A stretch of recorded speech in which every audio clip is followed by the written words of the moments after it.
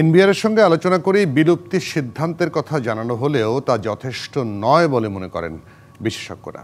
আর শুধু দুটি বিভাগ করলেই রাজস্ব আদায়ের স্বচ্ছতা এবং গতি বাড়বে না বলেও মত তাদের। এজন্য মাঠ পর্যায়ে প্রয়োজন বড় ধরনের সংস্কার।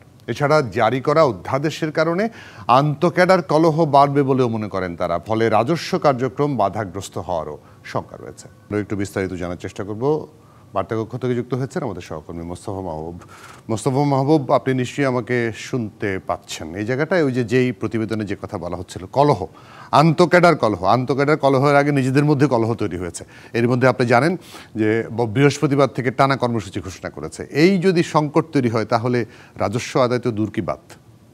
সেটি আসলে আন্তঃক্যাডার কলহের জায়গাটি কিন্তু পরিষ্কার হয়ে গেল। কারণ আপনি জানেন যে এই যে রাজস্ব ব্যবস্থাপনা বা এনবিআরের কথাই যদি আমরা ধরি, এনবিআরের শীর্ষ পদগুলোতে যদি আপনি এনবিআরের চেয়ারম্যান আসলে কোথা থেকে আসে, এনবিআরের চেয়ারম্যান কিন্তু হন একজন প্রশাসনিক যে ক্যাডার আমাদের, সেই প্রশাসন ক্যাডার থেকেই কিন্তু আসলে এনবিআরের শীর্ষ পদটিতে বসেন।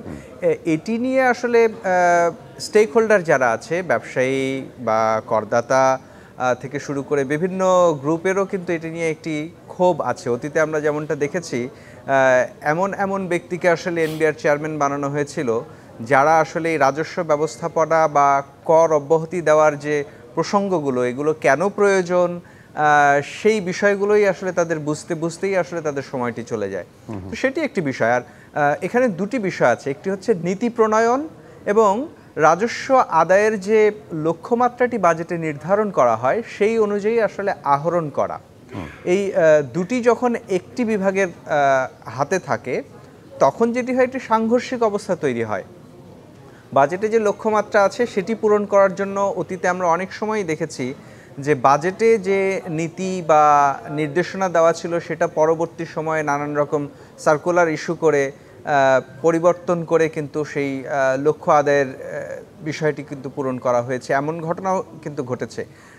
সেই দৃষ্টিকোণ থেকে বিচার করলে আসলে এই আলাদা হওয়ার বা বিভাজনের যৌক্তিকতা ছিল বা প্রয়োজন ছিল। কিন্তু কথা হচ্ছে, বিভাজন করার পরে নীতি কারা প্রণয়ন করবেন এবং যারা বাস্তবায়ন করবেন তাদের মধ্যে সমন্বয়টি কিন্তু খুবই জরুরি।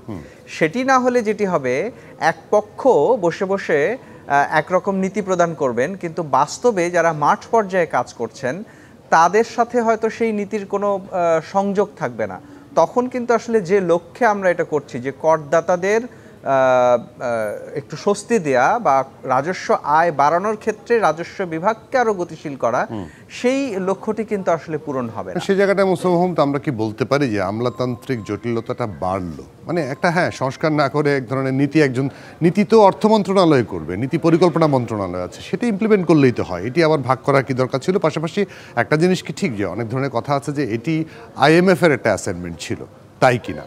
না, IMF এর একটি অ্যাসাইনমেন্ট বা শর্ত তো এটি ছিলই। কারণ হচ্ছে তারা সবসময়ই বলেছে আমাদের দেশে, বিশেষ করে দক্ষিণ এশিয়ার যে দেশগুলো আছে সেই দেশগুলোর মধ্যে কর জিডিপি যে রেশিও, সেটি আমাদের দেশের সবচেয়ে কম, এটি এক অঙ্কের ঘরে।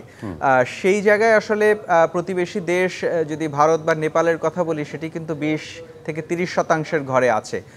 সেখানে একটি চাপ তো অবশ্যই ছিল। কিন্তু কথা হচ্ছে যে রাজস্ব আহরণ বাড়ানোর ক্ষেত্রে এনবিআরকে গতিশীল করাটাই ছিল আসলে মূল লক্ষ্য। সেটি আসলে আপনি নীতিকে আলাদা করে করবেন, নাকি আহরণ যারা করবে তাদের এই দুটো বিভাগকে আলাদা করে করবেন, নাকি পদ্ধতিগত পরিবর্তন, অর্থাৎ যে পদ্ধতিতে চলছে সেটি পরিবর্তন না করে এটিকে আরও বেশি স্বচ্ছতা এবং জবাবদিহিতা, যেটিকে বলা হয় যে ডিজিটাইজ করে এই কর আহরণ প্রক্রিয়া বাড়াবেন, কোন কৌশলটি নেবেন সেটি কিন্তু আসলে সম্পূর্ণই আসলে সরকারের স্বাধীনতা ছিল। অনেক ধন্যবাদ, কৃতজ্ঞতা আপনাকে আমাদেরকে সময় দেওয়ার জন্য।